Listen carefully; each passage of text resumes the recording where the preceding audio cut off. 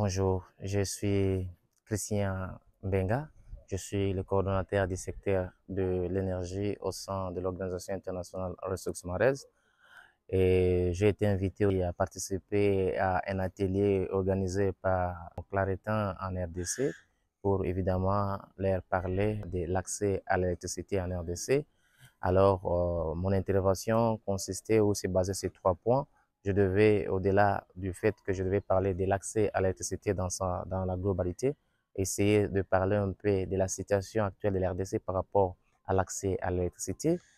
Mais au-delà de ça, je devais aussi leur parler en termes de qu'est-ce que nous avons au Congo, en termes de potentialités, en termes des infrastructures, en termes des ressources dans le secteur.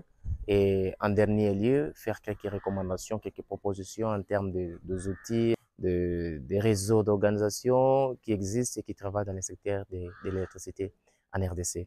Évidemment, la mission a été faite correctement, donc je puis parler sur ces 3 points.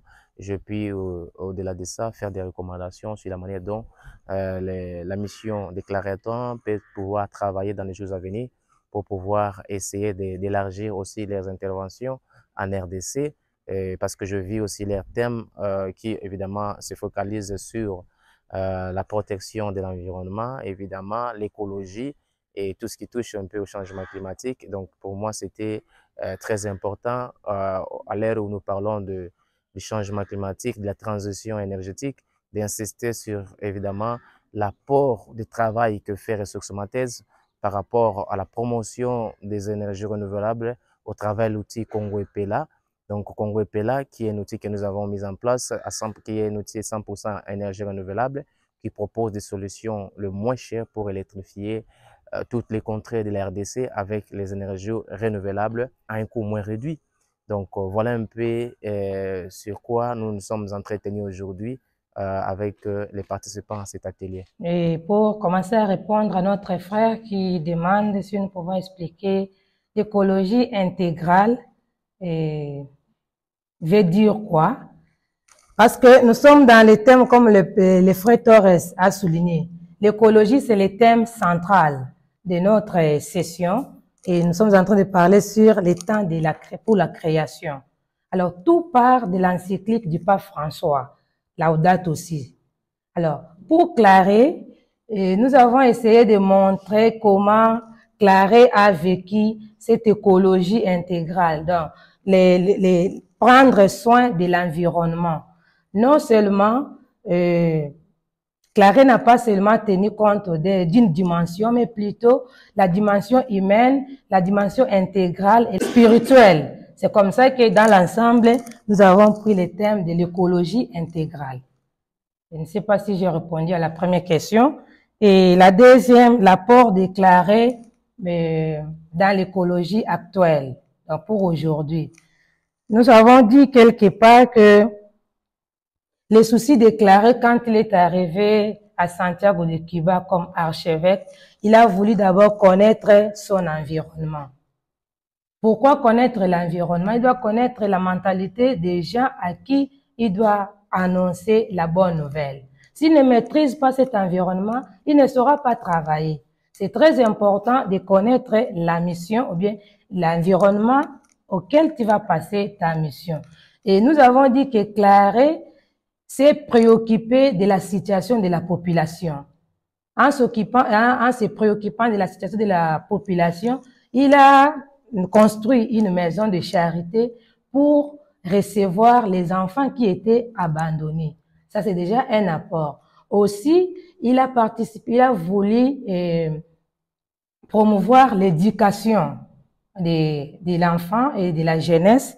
Aussi, Claret a initié les gens à l'agriculture. Là, il avait écrit des ouvrages qui parlaient de l'agriculture. Il a écrit un petit livret sur la réflexion sur l'agriculture. Il exprime son zèle pour l'agriculture. Et une autre, il promet une réforme agraire. C'est-à-dire, Claret a appris aux gens comment s'aimer. Lui-même, avec la population, il montre comment planter, comment s'aimer, comment entretenir les champs. Et c'est ce qui a aidé la population cubaine à devenir une terre de mission.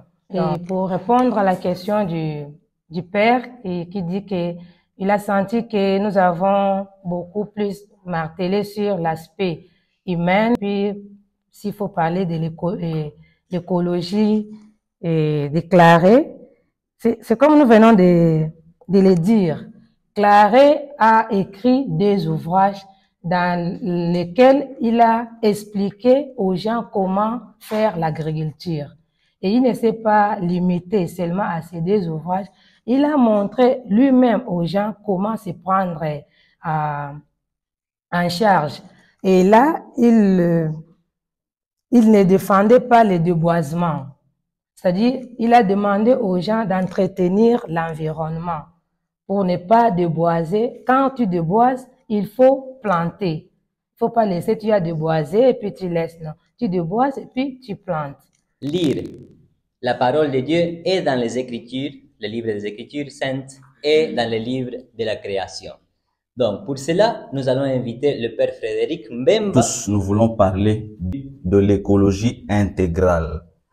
Et cette écologie intégrale, en commençant, j'apporte aussi mon élément de réponse à la question qui a été posée. C'est que ce n'est pas simplement une écologie qui voit la nature, le paysage et autres, mais c'est une écologie triangulaire.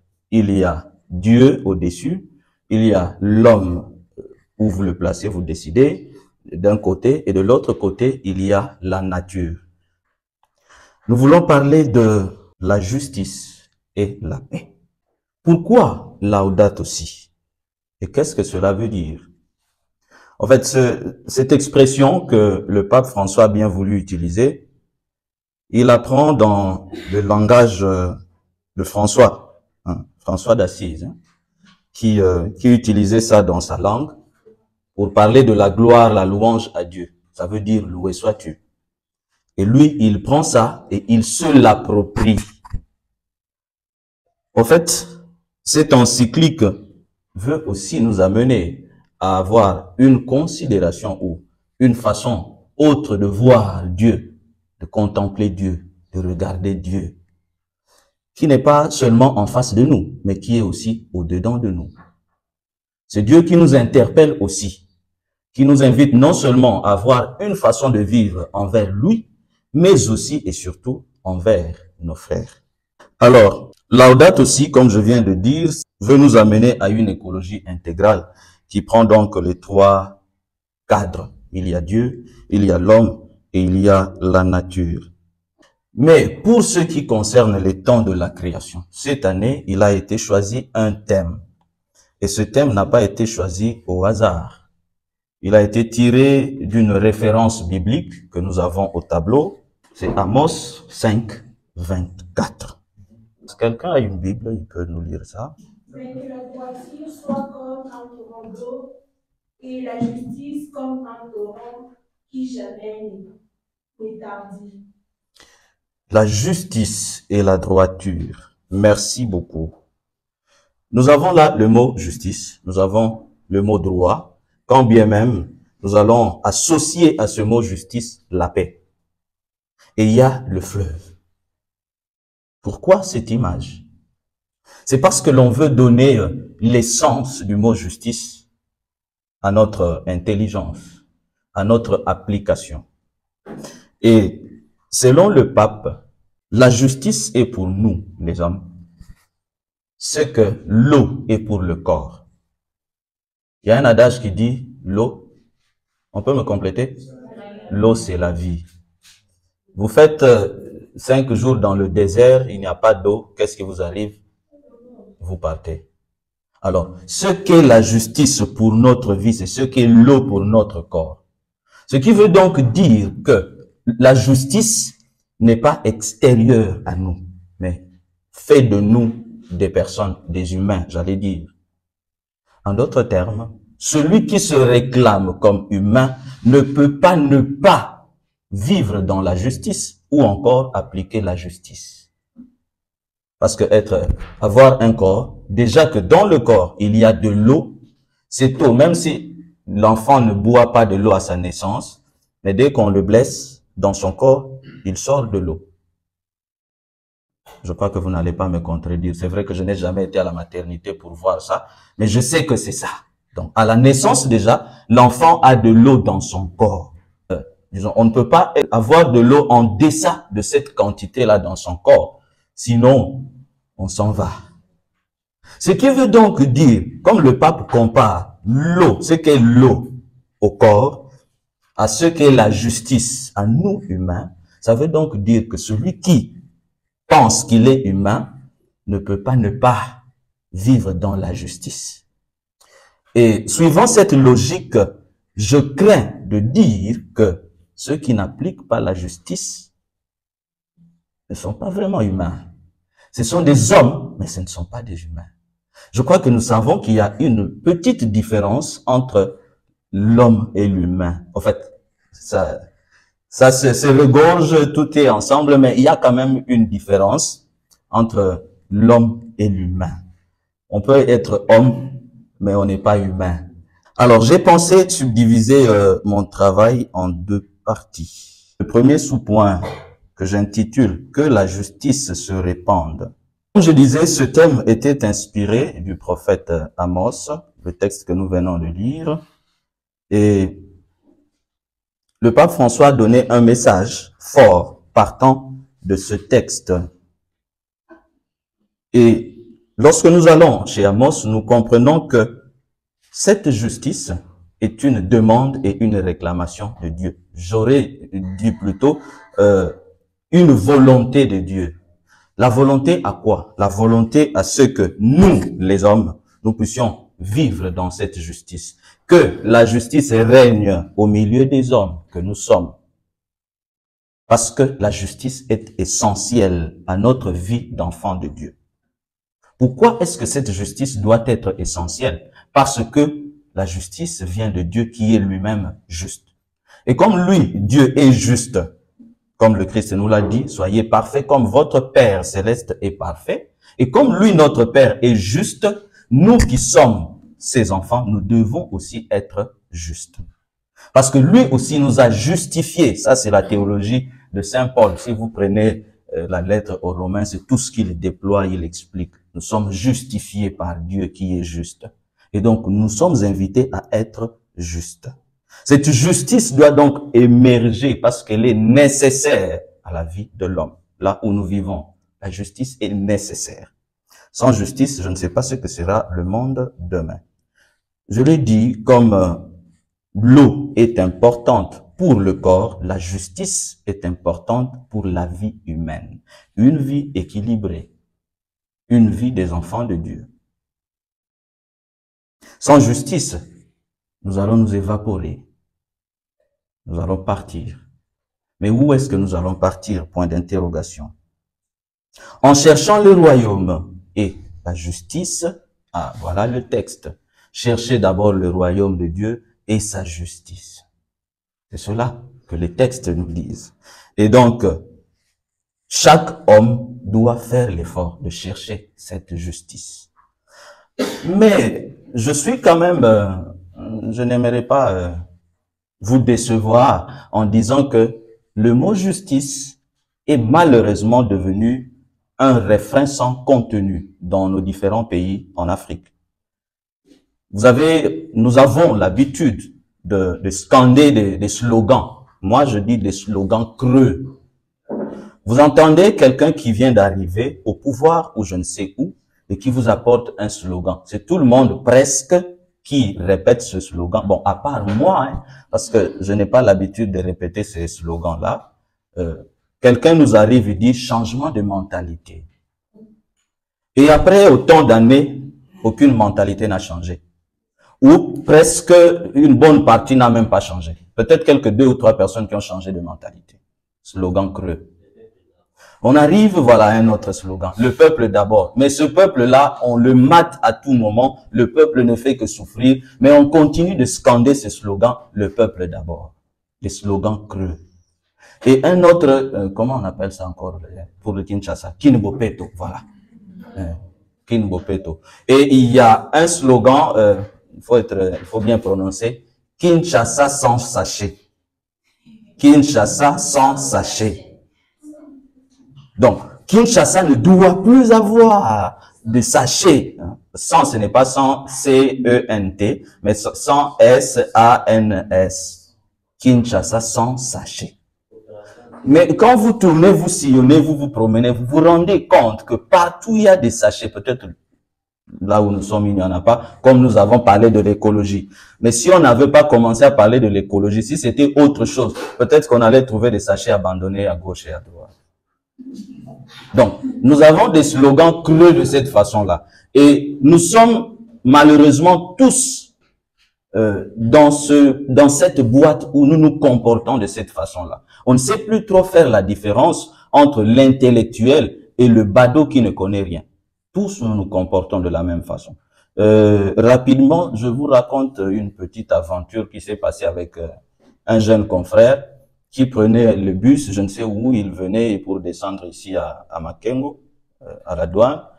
Bon, voilà un monsieur qui mangeait de l'arachide et puis qui jette les déchets dehors. Le confrère lui dit non, non, non, papa, donne-moi ça. Hein. Il s'incline, il dit non, donne-moi, je vais aller jeter dans ma poubelle. Et voilà le monsieur qui se fâche, qui commence à le gronder. Non, mais tu es impoli. Comment? Il y a un autre papa qui était à côté qui lui dit non, ce petit-là est bien éduqué. Il n'est pas impoli, c'est toi qui es impoli. Parce que s'il n'était pas bien éduqué, il allait te ridiculiser. Mais il t'a demandé avec beaucoup de manières que tu lui donnes ça, il va jeter dans sa poubelle. À l'époque où nous on grandissait, c'est nous parents qui éduquions les enfants. Mais maintenant, c'est la barque qui tourne. Ce sont les enfants bien éduqués qui commencent à rappeler à certains parents les valeurs que nous devons vivre dans la société.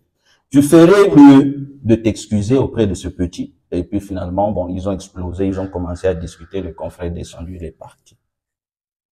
Une fois, je l'ai fait aussi, je partais de comment on appelle, le campus vers Kimwenza, dans le bus. Une maman qui a acheté l'eau, bon, excusez-moi, j'appelle comme on appelle ça, l'eau pire. C'est pas l'eau pure, mais c'est l'eau pire. Alors, quand elle a fini de boire, elle a jeté le sachet. Je me suis exclamé, je dis, oh maman, il fallait me donner ça pour que j'aille jeter dans ma poubelle. Ma poubelle est vide. La maman a compris. Elle dit, ah, papa limbisa, tu mets ça dans ma baie. Au moins, elle a compris que j'étais en train de lui apprendre une valeur. Revenons ici. Parlons de la justice. Cette justice est scandée partout. La justice, la justice, la justice. Mais si chacun de nous ferme ses yeux maintenant et entre dans sa vie, fait un peu la lecture de ce qu'il fait, lui, la lecture de ce qu'on lui fait, la lecture de ce qui se fait autour de nous. Je crois que nous pouvons prendre 30 minutes de méditation, de réflexion. Nous n'allons pas déceler plus de 5 faits de justice, de part et d'autre. 5 qui viennent de moi, 5 qui viennent des voisins, 5 d'ailleurs. Ce qui va passer dans notre mémoire et tout ça, c'est l'injustice. Mais ce qui m'étonne, c'est que tous les dimanches presque, hormis quand nous avons des problèmes de cheveux et des problèmes d'habits, mais tous les dimanches presque, nous sommes à la messe, en train de prier, en train de faire du bruit aussi. Mais ce Dieu-là, vers qui nous crions tous les jours, il nous demande d'être justes. Mais nous refusons d'être justes. Et nous pensons que nous sommes ses enfants. Et nous nous appelons enfants de Dieu. Non, nous sommes des gros menteurs. Le pape qui nous invite donc dans son message à pouvoir partager ce moment pour la création, veut que nous puissions travailler ensemble. Ça, c'est une chose à souligner. L'homme est défini par les philosophes, bon, Aristote qui le définit comme un zoon politikon, qui veut dire un animal politique. Pourquoi l'appelle-t-on un animal politique? Parce que cet animal a une spécificité. C'est quoi? C'est que l'animal la vit dans une polis, c'est-à-dire dans une cité. Et dans cette cité, il ne vit pas seul, il vit avec les autres. En d'autres termes, celui qui est homme et qui veut être appelé humain ne peut pas travailler seul. Il doit travailler avec les autres parce qu'il vit avec les autres. Il doit faire l'effort de se réjouir avec les autres parce qu'il vit avec les autres. Et même quand il est triste, il doit partager avec les autres. Donc, là où nous vivons, la justice doit germer. Je crois que tous nous avons déjà fait un tour au jardin, ou dans un jardin. Nous voyons comment les arbres germent. C'est comme ça que doit germer la justice. Vous avez semé plutôt l'arachide et vous faites un tour, vous trouvez que la terre commence à s'écarter un tout petit peu et voici des petites feuilles qui commencent à sortir. C'est comme ça que doit germer la justice, là où vivent les hommes qui veulent être appelés des humains. Malheureusement, par manque de la mise en application de la justice, l'avenir de la jeunesse est menacé. À l'époque de nos parents, de nos grands-parents, beaucoup avaient une idée sur ce qu'ils deviendraient un jour. J'ai fait cette expérience l'année passée. Je suis allé dans la classe qu'on appelle actuellement la 3e. À l'époque, c'était la 5e des humanités. Je vais dans cette classe, je pose la question à chaque élève de me dire qu'est-ce que tu vas devenir demain. Sur 100 élèves, pas plus de 15 qui m'ont répondu avec précision et détermination. Beaucoup me disaient, bon, je ne sais pas, je vais voir. Pourquoi? Parce que la société ne nous donne pas assez d'ouverture pour que les gens se déterminent. Nous sommes devenus des opportunistes. Ce qu'on attrape qui arrive, c'est ce que je fais. On a fait la médecine, non mais on se retrouve en train de vendre du crédit. Pourquoi? Parce que la justice n'existe pas dans notre pays. C'est l'injustice. Ça devient l'opportunisme à outrance. On bénéficie ou bien on fait ce qu'on trouve. Ce n'est pas ce pourquoi on s'est déterminé ou bien on a fait des études. Vous trouvez un infirmier qui est en train de donner cours à l'école primaire. Alors, dans les 3 relations que nous avons, j'ai dit la relation avec Dieu, la relation avec l'homme et la relation avec la nature. Nous assistons actuellement au changement climatique. Ce changement climatique est la conséquence de notre mégestion. C'est parce que nous avons très mal géré notre maison commune qui est la terre. Il y en a qui ont parlé du déboisement. Moi, ça me fait quand même très mal et ça, parfois, ça m'énerve un tout petit peu, hein, de voir que vous trouvez quelqu'un qui est en train qui achète une parcelle, il y a un arbre dedans. Ce n'est pas n'importe quel arbre, c'est aussi un arbre fruitier. Il veut construire une maison, il commence par couper cet arbre-là. Il coupe l'arbre et vous allez le trouver quand il a fini de construire la maison, assis là où était l'arbre, en train de transpirer et il prend l'habit, il fait ça. Est-ce qu'on est intelligent? On n'est pas intelligent. Pendant que dans d'autres pays, on fait des projets pour reboiser, mais chez nous, non, nous sommes en train de déboiser et nous souffrons de ça. Malheureusement, nous ne savons pas voir. Et même quand nous voyons que nous souffrons, nous continuons comme ça. Alors, l'urgence s'intensifie pour que nous puissions nous engager pour que les 3 pôles dont je viens de parler de l'écologie intégrale puissent être respectés. Notre relation avec Dieu doit avoir la vivacité, doit avoir des conséquences positives dans ce que je suis, moi, mais aussi et surtout dans ce qu'est l'autre. Je m'en vais lire Deutéronome 1, 15, 17. Ici, j'ai donc pris parmi les chefs de vos tribus des hommes sages et expérimentés. Je les ai établis sur vous comme chefs officiers et le reste. Et la suite vient pour la justice et le reste. Je saute. 1 Roi, chapitre 8, verset 32. Nous pouvons aussi lire ça. Je ne lirai pas. En fait, je donne les références qui parlent de la justice. Et si le verset que je venais de donner, Deutéronome 1, parle du choix des hommes sages qui doivent appliquer la justice, mais il y a une autre référence, c'est 1 Roi, chapitre 8, verset 32, qui parle de moi qui dois appliquer la justice, vivre dans la justice. Parce que le monde que je donne avec justice permettra que Dieu me justifie un jour. En d'autres termes, la sanction que j'aurai, positive ou négative, dépend de ce que j'aurai fait, de positif ou de négatif. Si j'ai été juste, alors Dieu va me justifier aussi. Mais si j'ai été injuste, je serai sanctionné aussi par rapport à ce que j'ai fait. La justice dans une nation.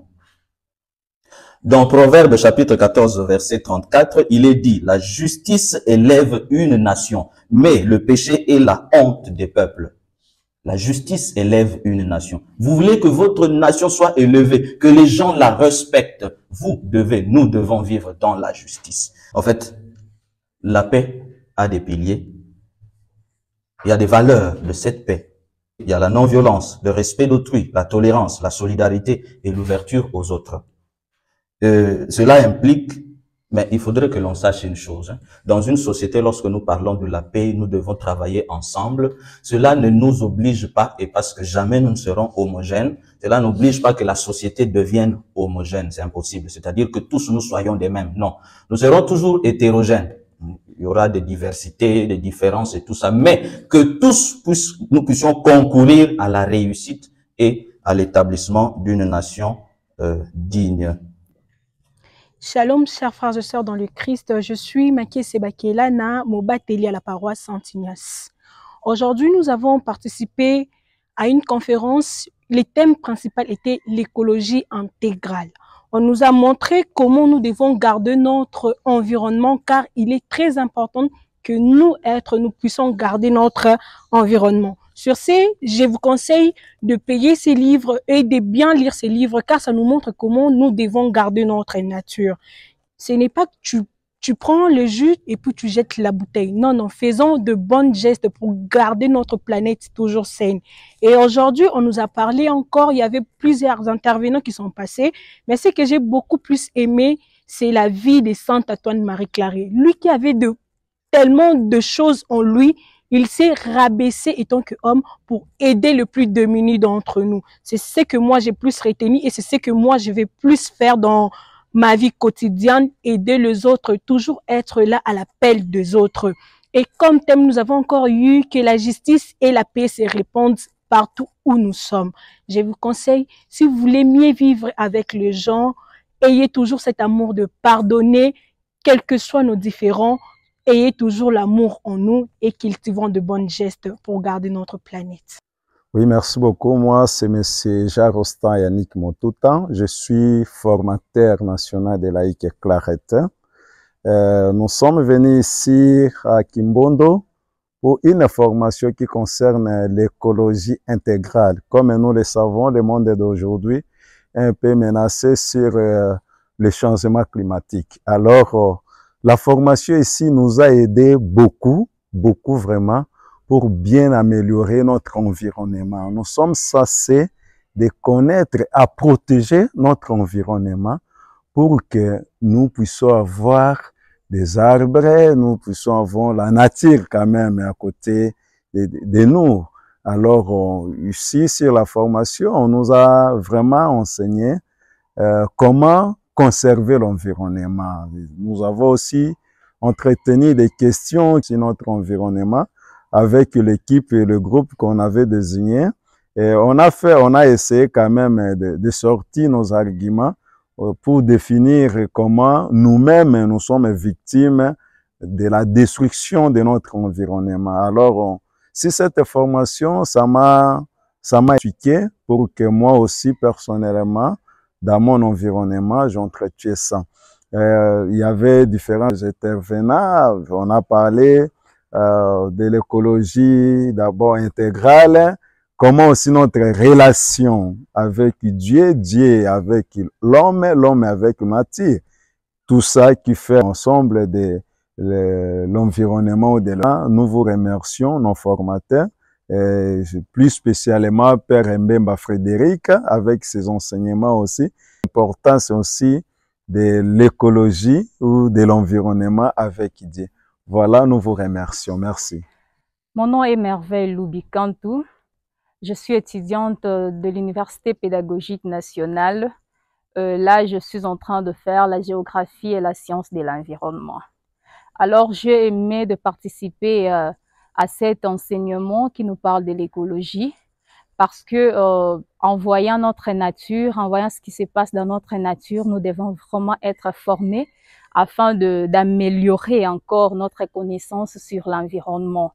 Et quand je suis venue ici, par rapport à l'enseignement que nous avons appris ici, les intervenants qui sont passés pour nous former, ils ont essayé de nous parler beaucoup plus sur la question de l'écologie, Ils nous ont montré des dimensions auxquelles nous devons apprendre l'écologie, voir ça spirituellement aussi, ce qui est entre Dieu et nous, et regarder ça aussi dans le sens humain, parce que nous étant les humains, nous avons la charge de garder notre environnement, de protéger notre nature. Alors nous avons la charge de bien vouloir garder l'environnement, ainsi que la nature elle-même, parce que la nature tout au début a été bien créée par Dieu, parce que lui-même, Dieu qui est le maître, moi je lui appelle beaucoup plus le maître de la géographie, comme il est le créateur du ciel et la terre, il a créé lui-même la géographie. Alors, nous devons protéger la nature qui est la nature de Dieu. En tout cas, j'ai aimé vraiment, j'ai aimé de participer ici parce que si je n'étais pas venue, je n'allais pas apprendre beaucoup plus. Et j'ai aimé encore les expériences de Claritin par rapport à notre fondateur qui est Saint Antoine-Marie Claret. Il n'était pas égoïste dans ses faits, il n'était pas égoïste dans ses connaissances. Il a voulu partager ses connaissances avec les gens afin que ces connaissances-là puissent se propager dans le monde pour que les gens aujourd'hui là sachent leur rôle dans la nature et leur rôle dans la vie humaine. Je suis Madame Solange Mujingila, laïque claretaine. Je viens de la paroisse Saint-Ignace. Je suis venue participer à une grande formation dans notre grande famille claretaine à Kimbondo Scholastica qui nous parle de l'écologie intégrale.